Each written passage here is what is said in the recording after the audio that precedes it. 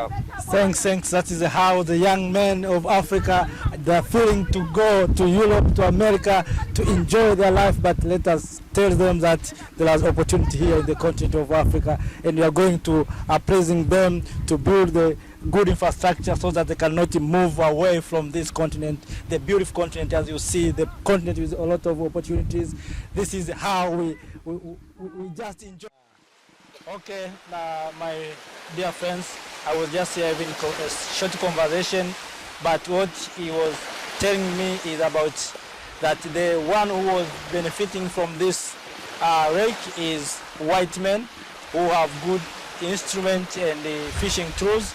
As you look around, there's no any engine boats or engine machine that can facilitate the fishing activities. So the local people are just suffering with the shortage of tool and equipment and modern equipment for fishing. So what we are just trying to do is to encourage our Africans, especially those who have capacity in terms of fund, to come and invest in fishing instead of lifting this sector to the white men.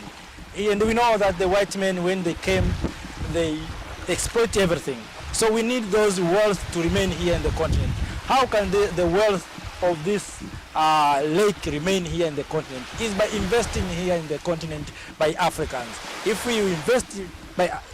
it was invested by Africans, it means these young men and women, they are going to get jobs here in the continent. They don't have ambition to go away from this continent. But if we didn't do so, our people will continue to be poor while we have resources, we have sea products like you see, but because we are not invested much, our young men and women will not benefiting. As you see, our young men, our small children are not went to school, are doing these jobs.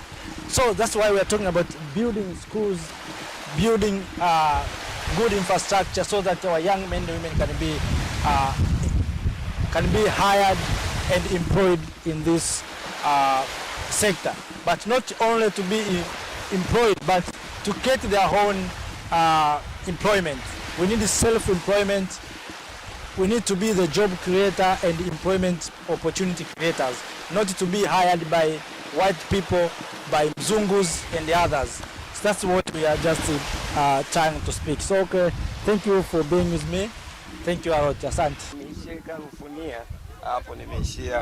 Thanks. That is how the young men of Africa, they're feeling to go to Europe, to America, to enjoy their life. But let us tell them that there is opportunity here in the continent of Africa, and we are going to praising them to build the good infrastructure so that they cannot move away from this continent, the beautiful continent, as you see, the continent with a lot of opportunities.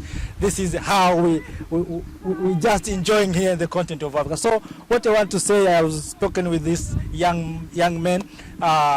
He wished to go America to change his life, but all in all, I have advising him that there's no need to run away from this continent, because this continent is the continent of opportunities. But what we need to do is just create a good environment for our young men and women to have employment here in the continent, to create job opportunities here, and we can do so by investing. As I said, let us investing in the fishing industry here. If we build the big industry for fishing, we can help them to acquire good life instead of thinking that the good life are found outside of the continent. Thank you for being with me. Thank you.